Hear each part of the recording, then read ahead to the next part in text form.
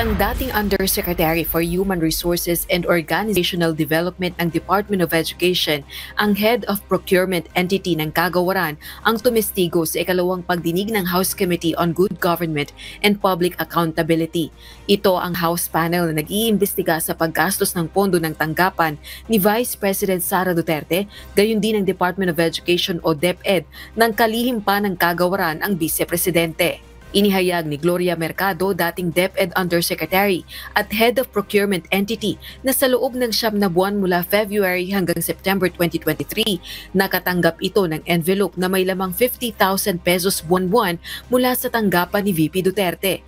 Inusisa ng mga kongresista kung para saan ito at kung naniniwala ba itong payola o suhol ito sa kanya ng pangalawang Pangulo sa pagiging Head of Procurement Entity o HOPE sa DepEd. And what do you think is the reason kung bakit yung envelope nag-start lang during your appointment as HOPE? Bakit po walang envelope nung HR pa lang kayo? Tapos biglang nagka-envelope nung naging HOPE kayo?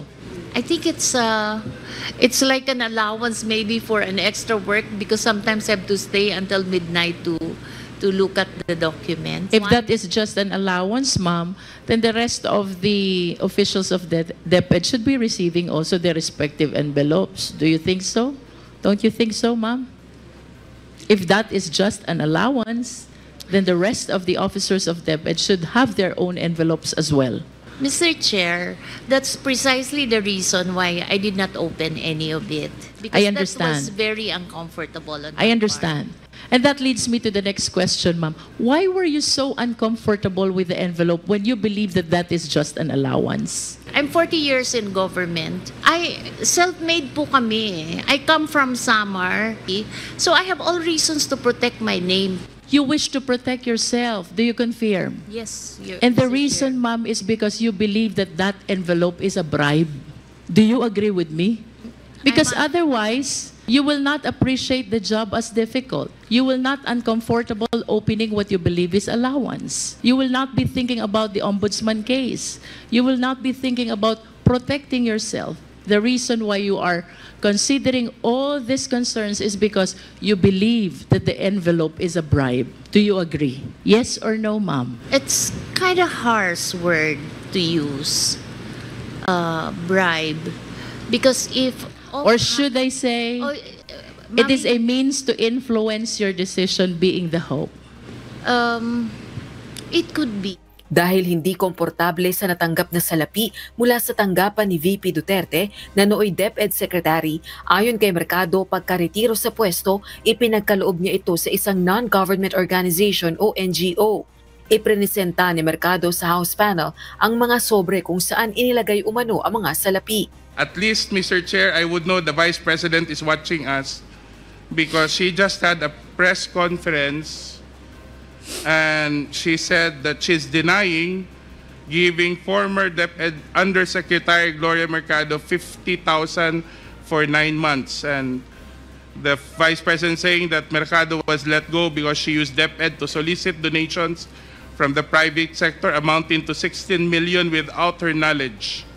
And she adds that she will provide the media with paper trail to back up her claim, describing Mercado as a disgruntled former DepEd official. I think, ma'am, given your long history and long service to the Republic, 40 long years, I think it's fair for you to be given the opportunity to reply to the Vice President. I think, I don't want to do this, but since siya na yung nagsabi, i-turn over ko na yung envelope.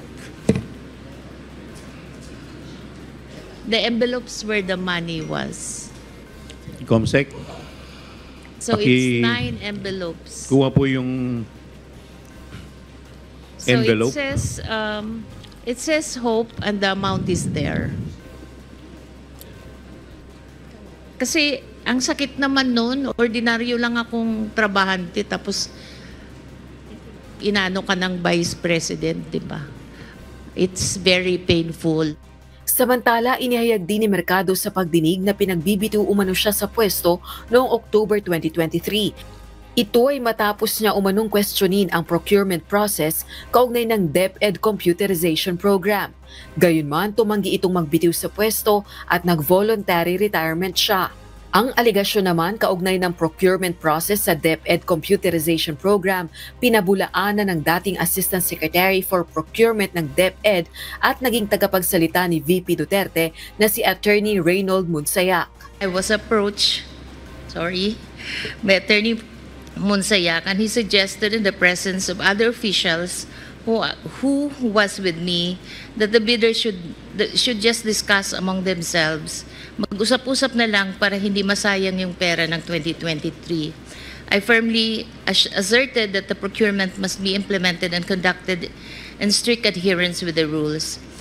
The timing of my meeting with Ms. Zulaika struck me as more than coincidental. It gave me the impression that my candid responses was the real reason behind the push to relieve me of my office.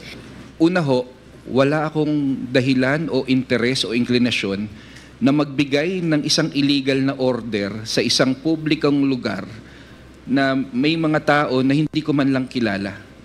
Ang naaalala ko po dyan, si Resty po ang kausap ko, sabi ko, ano ang plano nyo dyan?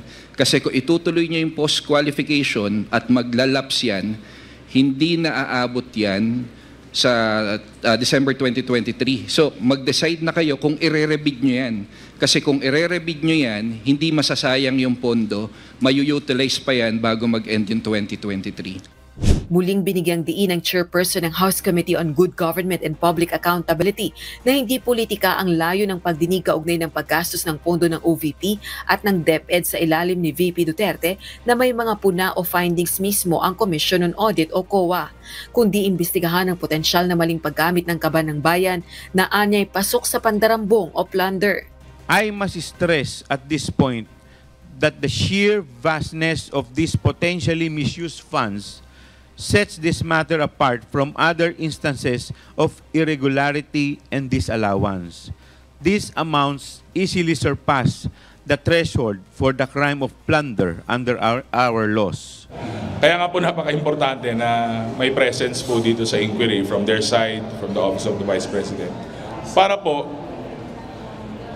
pag hindi ka kasi sumagot, minsan nagiging totoo na yung mga akusasyon sa'yo eh. Ganun talaga yun. So kailangan mong, kaya ka nga po may forum dito para mabigyan po lahat ng tsansa ng equal opportunity na magsalita at ipaliwanag po yung mga problema sa concerns na hinaharap ng agent. Bukod sa 2022-2023 confidential funds ng OVP, may motu proprio inquiry din ang House panel sa umano'y pagpalya ng DepEd sa ilalim ni VP Duterte na makapag-deliver ng good condition computer units sa kinauukulang users nito. Rosa Licoz, UNTV News and Rescue. Diyos ang aming sandigan, serbisyo publiko ang aming pinahahalagahan.